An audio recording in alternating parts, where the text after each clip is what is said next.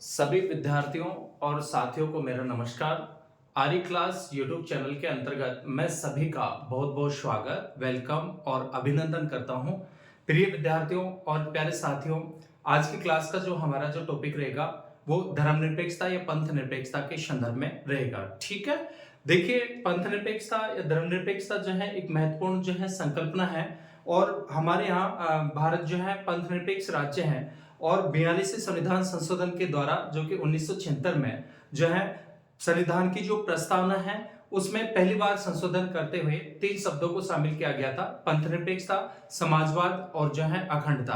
तो पंथ निरपेक्षता, धर्मनिरपेक्षता जो है महत्वपूर्ण आज जो है टॉपिक है। और देखिए, मैं आपको बता दूं कि जो धर्मनिरपेक्षता है, हमारे यहाँ पे जो है बहुत सारे धर्मों के लोग जो है भारत में निवास करते हैं। तो पहले जो है आजादी से पहले जो है आजादी से पहले धर्म के आधार पर जो सांप्रदायिक दंगे जो प्रारंभ हुए थे और हमारा देश का जो विभाजन हुआ था वो एक जो है बड़े दुखद घटना के साथ में हुआ था, जिसका मुख्य जो कारण था, विभाजन का मुख्य कारण जो है वो सांप्रदायिकता था। ठीक है, और जो है सांप्रदायिकता को दोबारा से जो है रोकने के लिए कि ऐसी स्थिति फिर से नहीं आए देश में और देश की एकता और अखंडता को जो है खतरा नहीं पहुंचे, इसके लिए हमारे जो कॉन्स्टिट्यूशन जो मेकर थे उन्होंने संविधान में जो है संशोधन करते हुए उन्होंने पंथ निरपेक्षता को जो है क्या किया, शामिल किया। तो भारत जो है एक पंथ निरपेक्ष क्या है, राज्य है। और पंथ निरपेक्षता का जो मतलब होता है कि ऐसा राज्य जो अपने नागरिकों के साथ में धर्म के आधार पर किसी प्रकार का कोई भेदभाव नहीं करता है और राज्य की दृष्टि में सभी धर्मों के लोग क्या होते हैं, समान होते हैं। तो पंथ निरपेक्षता जो है वो अल्पसंख्यकों की सुरक्षा के लिए महत्वपूर्ण जो है क्या था, कदम था, ताकि सभी वर्गों के और सभी धर्मों के लोगों का समान क्या हो, हित हो। ठीक है, तो पंथ निरपेक्ष राज्य वह राज्य होता है जो राज्य अपने नागरिकों के साथ में धर्म के आधार पर किसी प्रकार का कोई भेदभाव नहीं करता है और राज्य की दृष्टि में सभी धर्मों के लोग क्या होते हैं, समान होते हैं। राज्य का अपना कोई राजकीय धर्म नहीं होता है। ठीक है, चलिए अपन बात करते हैं इसकी संकल्पना की, धर्मनिरपेक्षता या पंथ निरपेक्षता की जो संकल्पना है। देखिए, सबसे पहले जो है इसका सर्वप्रथम जो प्रयोग किया गया वो 1846 में किया गया था। कब किया गया था? 1846 में। और शब्द का प्रयोग जो किया, किसने किया? जॉर्ज ब्रेडला के द्वारा जो है किया गया। और जॉर्ज जैकब होलियाक के साथ मिलकर के इस आंदोलन को क्या किया जाता है, आगे बढ़ाया जाता है। इसके बाद में वाटर हाउस की धर्मनिरपेक्ष एक ऐसी जो है एक आइडियोलॉजी है, एक ऐसी विचारधारा है जो कि जीवन व आचरण का एक सिद्धांत जो है प्रस्तुत करती है, जो धर्म क्या होता है, जो धर्म के विरुद्ध होता है। ठीक है, यानी सभी धर्मों के प्रति समान दृष्टिकोण जो है प्रदान करती है। और देखिए, इसके मॉडल की बात करें अपन तो मॉडल मुख्य रूप से जो है एक तो यूरोपीय मॉडल है जिसे अमेरिका से लिया गया है, अमेरिकी मॉडल के नाम से जाना जाता है। और एक जो है कौन सा मॉडल है, एक भारतीय मॉडल है। एक कौन सा मॉडल है, एक जो है भारतीय मॉडल है। देखिए, धर्मनिरपेक्षता जो है प्रमुख रूप से वो इसका जो मॉडल है, धर्मनिरपेक्षता का मॉडल प्रमुख रूप से अमेरिकी मॉडल द्वारा क्या है, प्रेरित है। किसके द्वारा प्रेरित है? अमेरिका के द्वारा क्या है, प्रेरित है। और इस मॉडल की मुख्य विशेषता यह है कि राज्य न तो धर्म के मामले में हस्तक्षेप कर सकता है और न ही धर्म राज्य के मामले में कोई निर्देश दे सकता है। दोनों अपने अपने क्षेत्र में स्वतंत्र तथा दोनों की अपनी क्या है, सीमाएं। ठीक है, इसके अलावा राज्य अपनी किसी नीति को धार्मिक आधार पर निर्मित नहीं कर सकता और न ही धर्म किसी राज्य नीति को धार्मिक आधार पर प्रभावित कर सकता है। ठीक है, इसके बाद में अपन बात करते हैं अतातुर्क का धर्मनिरपेक्षता का सिद्धांत। ध्यान देना, अतातुर्क का धर्मनिरपेक्षता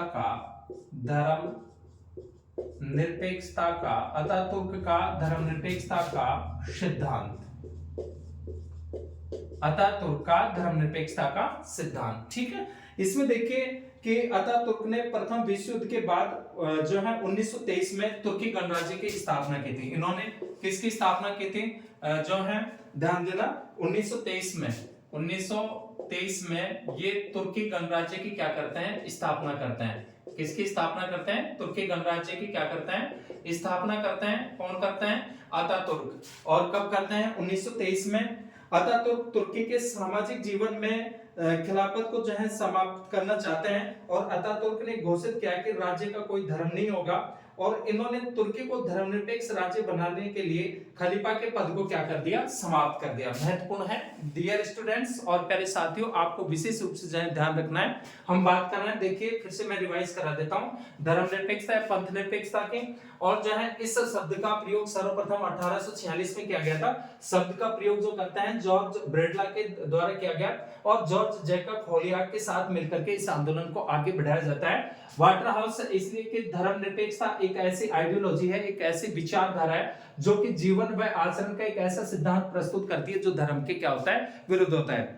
ध्यान रखना कि भारतीय संविधान की प्रस्तावना में पहली बार संशोधन करते हुए 42 संविधान संशोधन के द्वारा 1976 में 3 शब्दों को शामिल किया जाता है, पंथ निरपेक्षता, समाजवाद और जो है अखंडता। इस प्रकार से जो भारत है वो एक पंथ निरपेक्ष राज्य है। हमारे राज्य का यहाँ कोई राजकीय धर्म नहीं है और राज्य की दृष्टि में सभी धर्मों के लोग क्या होते हैं, समान होते हैं। पंथ निरपेक्ष राज्य वह राज्य होता है जिसका कोई राजकीय धर्म नहीं होता है और उस राज्य के द्वारा सभी धर्म के लोगों को समान जो है आदर या समान दृष्टि से जो है देखा जाता है। धर्म के आधार पर किसी प्रकार का कोई भेदभाव नहीं किया जाता है, ठीक है। इसके बाद में पंथ निरपेक्षता के जो मॉडल है वो दो हैं, एक यूरोपीय मॉडल है जो कि अमेरिका से है और एक भारतीय मॉडल। और हम अब बात करते हैं अतातुर्क का धर्मनिरपेक्षता का सिद्धांत कि अतातुर्क जो थे वो प्रथम विश्व युद्ध के बाद 1923 में इन्होंने तुर्की गणराज्य की क्या करते हैं, ये स्थापना करते हैं और सामाजिक जीवन में खिलाफत को समाप्त करना चाहते थे। और अतातुर्क ने घोषित किया कि राज्य का कोई धर्म नहीं होगा। किसने घोषित किया? अतातुर्क ने, कि राज्य का जो है अपना कोई धर्म नहीं होगा। और जो है इन्होंने तुर्की को धर्मनिरपेक्ष राज्य बनाने के लिए खलीफा के पद को क्या कर दिया, समाप्त कर दिया। किसके पद को समाप्त कर दिया? खलीफा के पद को इनके द्वारा क्या कर दिया जाता है, समाप्त कर दिया जाता है। साथ ही तुर्की पंचांग के स्थान पर पश्चिमी पंचांग लागू किया गया और स्त्री पुरुषों के लिए पश्चिमी पोशाक पहनने को प्रेरित किया तथा इसने अपना नाम मुस्तफा कमाल पाशा के स्थान पर कमाल अतातुर्क किया, जिसे तुर्कों का पिता भी जो है कहा जाता है, ठीक है। कमाल अतातुर्क तुर्कों का पिता। अब धर्मनिरपेक्षता के यूरोपीय मॉडल की विशेषताओं की हम बात करें, कौन से मॉडल की? यूरोपीय मॉडल की। तो इसके अंतर्गत जो है कि धर्मनिरपेक्षता के पाश्चात्य मॉडल धर्म व राज्य सत्ता के मध्य पारस्परिक निषेध पर आधारित है, अर्थात न तो राज्य सत्ता धार्मिक मामलों में हस्तक्षेप करेगी और न ही धर्म राज्य के क्षेत्र में कोई हस्तक्षेप करेगा। ये धर्मनिरपेक्षता का कौन सा मॉडल है? यूरोपीय मॉडल है, ये इसकी एक प्रमुख विशेषता है। और पाश्चात्य मॉडल के अनुसार कि राज्य धार्मिक संस्थाओं को किसी भी प्रकार की मदद नहीं करेगा। कौन नहीं करेगा? राज्य नहीं करेगा, धार्मिक संस्थाओं को किसी भी प्रकार की जो है मदद नहीं करेगा। इसके अलावा राज्य धार्मिक संस्थाओं द्वारा संचालित शैक्षणिक संस्थाओं को वित्तीय सहायता नहीं लेगा और राज्य धार्मिक गतिविधियों में किसी प्रकार का व्यवधान उत्पन्न नहीं कर सकता। यह मॉडल समानता के सिद्धांत पर आधारित है, अर्थात एक धर्म के सभी व्यक्तियों को समान अधिकार जो है प्रदान किए गए हैं, ठीक है। सभी धर्मों के लोगों को समान अधिकार प्रदान किए जाते हैं, ये पाश्चात्य मॉडल है। इसके बाद में हम बात करते हैं सेक्युलर राज्य की। कौन से राज्य की? सेक्युलर, ध्यान देना, सेक्युलर राज्य। देखिए सेक्युलर जो राज्य है, सेक्युलर राज्य एक ऐसा राज्य होता है, राज्य वह राज्य है जो संस्थाओं के हर स्तर पर धर्म से अलग रह सकता है, लक्ष्यों के स्तर पर धर्म से पृथक रह सकता है तथा कानूनी स्तर पर धर्म से क्या रह सकता है, अलग रह सकता है। ऐसा सेक्युलर राज्य होता है। और राजीव भार्गव ने सेक्युलर राज्य की जो विशेषताएं बताई हैं, जिसमें प्रत्येक धार्मिक समूह के लिए, धार्मिक के प्रत्येक जो समूह के लोग जो होते हैं उनके लिए हर प्रकार की क्या होती है, धार्मिक क्या होती है, फ्रीडमता होती है, धार्मिक क्या होती है, स्वतंत्रता होती है। इसके अलावा जो है बिना किसी भेदभाव के प्रत्येक धर्म के लोगों के लिए धार्मिक स्वतंत्रता, धर्मों की स्थापना न करने का सिद्धांत, समुदाय के बीच शांति, राज्य द्वारा दी जा रही सहायता में धर्म के आधार पर भेदभाव नहीं और शैक्षणिक संस्थाओं में धर्म के आधार पर भेदभाव नहीं। प्रत्येक व्यक्ति को कोई भी दूसरे धर्म को अपनाने की क्या होती है, आजादी होती है और नागरिकों के साथ किसी धर्म के आधार पर किसी प्रकार का भेदभाव नहीं किया जाएगा। ये जो विशेषताएं बताई है, ये किसने बताई है? राजीव भार्गव के द्वारा ये विशेषताएं जो है बताई गई हैं। उसके बाद में जो है राजीव भार्गव ने 3 प्रकार के सेक्युलर राज्य भी बताए। एक तो नैतिकता निरपेक्ष आत्म प्रशंसित राज्य, धर्म विरोधी सेक्युलर राज्य, एक ऐसा राज्य जो धर्म और अपने बीच पृथकता की दीवार खड़ी करता हो। और भारतीय संविधान में, अब अपन बात करेंगे भारतीय संविधान में पंथ निरपेक्षता, ठीक है। देखिए बात कर रहे हैं हम महत्वपूर्ण अवधारणा की। जो अवधारणा है पंथ निरपेक्षता की अवधारणा है धर्मनिरपेक्षता। इसका सर्वप्रथम प्रयोग 1846 में किया जाता है। शब्द का प्रयोग जॉर्ज ब्रैडले के द्वारा किया गया और जॉर्ज जैकब होलियाक के साथ मिलकर के इस आंदोलन को आगे बढ़ाया जाता है। वाटरहाउस की धर्मनिरपेक्षता एक ऐसी विचारधारा है जो कि जीवन और आचरण का एक ऐसा सिद्धांत प्रस्तुत करती है जो धर्म के क्या होता है, विरुद्ध होता है। ठीक है, पंथ निरपेक्षता के दो मॉडल है, एक यूरोपीय मॉडल है और एक जो कि अमेरिका से है और एक भारतीय मॉडल। और देखिए अतातुर्क का जो धर्मनिरपेक्षता का जो सिद्धांत है कि 1923 में जो है अतातुर्क के द्वारा तुर्की गणराज्य की क्या की जाती है, स्थापना की जाती है और जिन्होंने जो है प्रमुख रूप से खिलाफत को समाप्त करना चाहा और अतातुर्क ने घोषित किया कि राज्य का कोई धर्म नहीं होगा और इन्होंने तुर्की को धर्मनिरपेक्ष राज्य बनाने के लिए खलीफा के पद को क्या कर दिया, समाप्त कर दिया और साथ ही तुर्की पंचांग के स्थान पर पश्चिमी पंचांग लागू किया और स्त्री पुरुषों के लिए पश्चिमी पोशाक पहनने को प्रेरित किया तथा इसने अपना नाम मुस्तफा कमाल पाशा के स्थान पर कमाल अतातुर्क किया, जिसे तुर्कों का क्या कहा जाता है, पिता कहा जाता है। ठीक है, इसके बाद में धर्मनिरपेक्षता के यूरोपीय मॉडल की जो विशेषताएं हैं कि धर्मनिरपेक्षता के पाश्चात्य मॉडल धर्म और राज्य सत्ता के मध्य पारस्परिक निषेध पर आधारित है, अर्थात न तो राज्य सत्ता धार्मिक मामलों में हस्तक्षेप करेगी और न ही धर्म राज्य के क्षेत्र में कोई हस्तक्षेप नहीं करेगा। ये जो मॉडल है ये पाश्चात्य मॉडल है। कौन सा मॉडल है, पाश्चात्य या यूरोपीय मॉडल। और पाश्चात्य मॉडल के अनुसार जो है कि राज्य धार्मिक संस्थाओं को किसी प्रकार की मदद नहीं करेगा, धार्मिक संस्थाओं द्वारा संचालित शैक्षणिक संस्थाओं को वित्तीय सहायता नहीं लेगा और राज्य धार्मिक गतिविधियों में किसी भी प्रकार का व्यवधान उत्पन्न नहीं करेगा। इसके अलावा यह मॉडल समानता के सिद्धांत पर क्या है, आधारित है। ठीक है, तो यहाँ तक मैं उम्मीद करता हूँ निश्चित रूप में आप जो है जो पंथ निरपेक्षता है उसके संदर्भ में आप डियर स्टूडेंट्स निश्चित रूप में आपके समझ में आया होगा।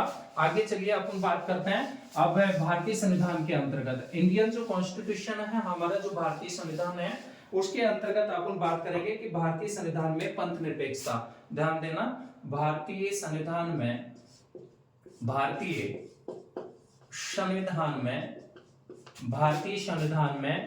पंथ निरपेक्षता, भारतीय संविधान में पंथ निरपेक्षता, इसके संदर्भ में अपन आप बात करेंगे। अब तक तो हमने पंथ निरपेक्षता का अर्थ देखा है, पंथ निरपेक्षता शब्द का प्रयोग कब किया जाता है, किसने किया, किसने मिलकर के इस आंदोलन को जो है आगे बढ़ाया और वाटरहाउस के इसका जो है प्रमुख रूप से पंथ निरपेक्षता क्या है, इसके मॉडल दो हैं। इसके बाद में अतातुर्क का हमने पंथ निरपेक्षता का सिद्धांत देखा और जो पाश्चात्य जो मॉडल है उसकी विशेषताओं के संदर्भ में बात की। अब अपन बात करते हैं भारतीय संविधान में पंथ निरपेक्षता। देखिए कि सबसे पहले जो है कि संविधान के प्रारंभ में 26 जनवरी 1950 को जब हमारा संविधान लागू किया गया था तब पंथ निरपेक्षता शब्द को शामिल नहीं किया गया था। आपको ध्यान देना है कि जब भारतीय संविधान, जब हमारा जो कॉन्स्टिट्यूशन है और भारतीय जो संविधान जो है वो कब लागू किया जाता है डियर स्टूडेंट, भारतीय संविधान को जो लागू किया गया था कब किया गया था, 26 जनवरी 1950 को। ठीक है, उस समय पंथ निरपेक्षता शब्द को शामिल नहीं किया गया था। ध्यान देना कि जो है संविधान के प्रारंभ, संविधान के प्रारंभ और आपको पता है भारतीय संविधान को जो लागू किया गया था वो कब लागू किया गया था, 26 जनवरी 1950 को। ठीक है, 26 नवंबर 1949 को इंडियन जो कॉन्स्टिट्यूशन है, भारतीय जो संविधान है उसको अंगीकार किया जाता है, स्वीकार किया जाता है। लेकिन भारतीय संविधान को जो लागू किया गया था वो 26 जनवरी 1950 को लागू किया जाता है। उस समय पंथ निरपेक्षता जो है शब्द शामिल नहीं किया गया था। ठीक है, उस समय पंथ निरपेक्षता शब्द को शामिल नहीं किया गया था। उस समय पंथ निरपेक्षता शब्द को जो है शामिल नहीं किया था। ओके, उस समय पंथ निरपेक्षता शब्द को शामिल नहीं किया गया था और मूल पाठ में शामिल करने का आग्रह केटी शाह ने किया था। ध्यान देना कि मूल पाठ में शामिल करने का आग्रह किसने किया था, केटी शाह के द्वारा किया जाता है। किसके द्वारा किया जाता है, केटी शाह के द्वारा इन्होंने आग्रह किया था।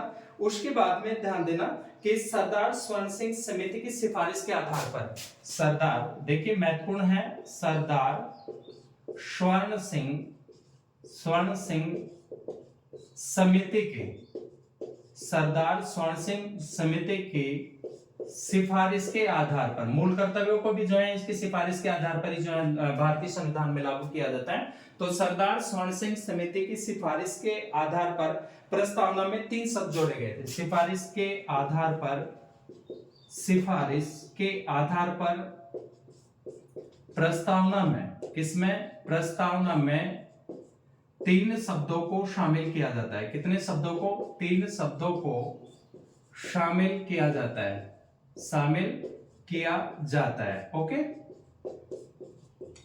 और जो 3 शब्द से कौन कौन से थे? एक तो समाजवाद, ध्यान देना, समाजवाद, इसके बाद में पंथ निरपेक्षता, समाजवाद, पंथ निरपेक्षता और जो है अखंडता।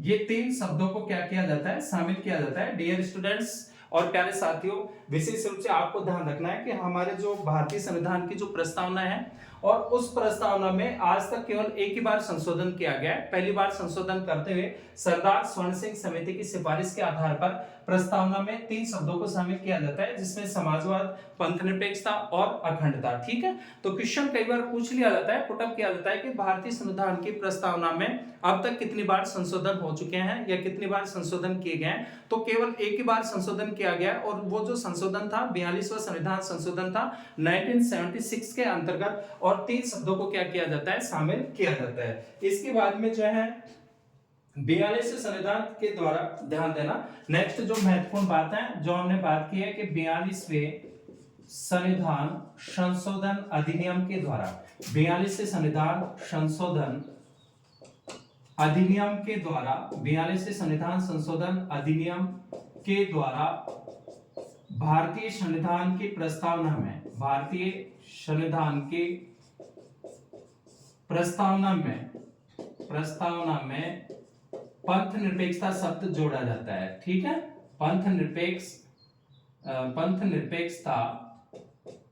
निरपेक्षता जो है शब्द जोड़ा गया। ओके।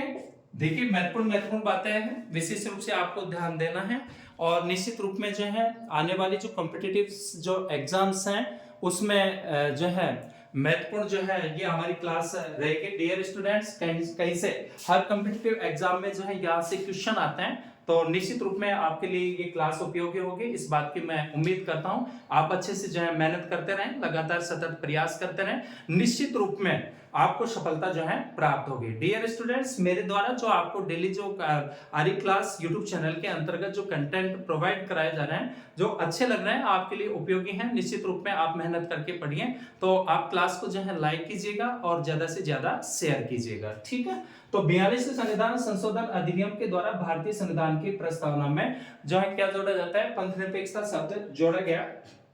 और आगे जो हम बात करते हैं कि भारतीय संविधान में जो पंथ निरपेक्षता है, कि संविधान में पंथ निरपेक्षता को परिभाषित नहीं किया गया, लेकिन 45 संविधान संशोधन के द्वारा परिभाषित करने का प्रयास जो किया गया वो असफल रहा। एक तो SR बॉम्बई बनाम भारत संघ 1994 मामले में सुप्रीम कोर्ट ने पंथ निरपेक्षता को संविधान के मूल तत्वों में क्या किया? शामिल किया। एक तो आपको ये ध्यान देना है कि SR बॉम्बई बनाम भारत संघ, SR बॉम्बई, SR बनाम बॉम्बई, SR बनाम बॉम्बई जो है SR बॉम्बई बनाम भारत संघ, सॉरी ध्यान देना कि SR बॉम्बई, SR बॉम्बई बनाम भारत संघ,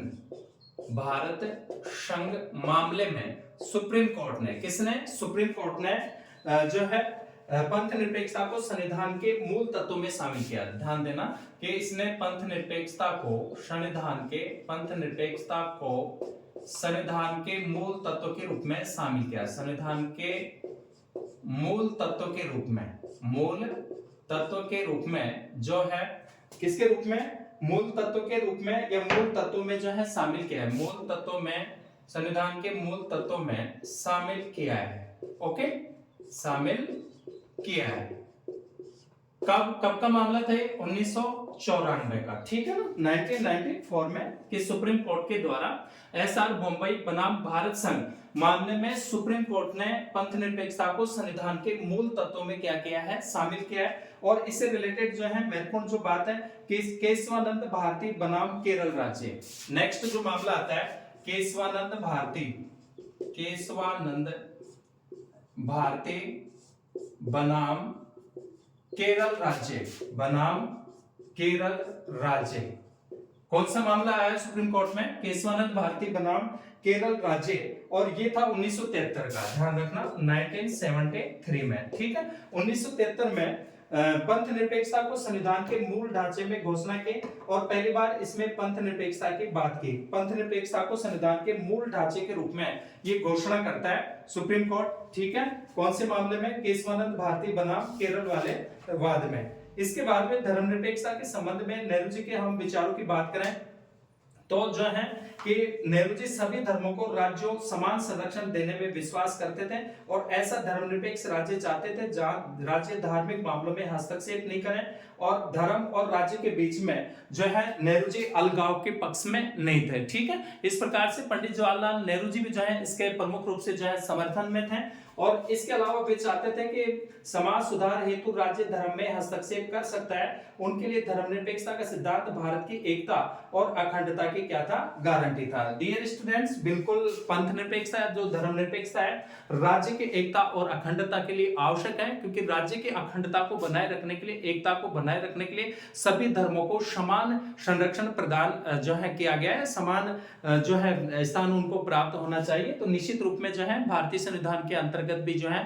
पंथ निरपेक्षता या धर्मनिरपेक्षता को शामिल किया गया है। तो आज के द्वारा मेरे द्वारा जो कंटेंट जो आपको जो धर्मनिरपेक्षता के संदर्भ में जो एक्सप्लेन किया गया है, निश्चित रूप में आप इसको अच्छे से तैयार करें, मेहनत करें और निश्चित रूप में ये क्लास आपके लिए उपयोगी होगी। डियर स्टूडेंट्स और प्यारे साथियों, मिलते हैं नेक्स्ट क्लास में। तब तक सभी विद्यार्थियों और साथियों का बहुत बहुत धन्यवाद।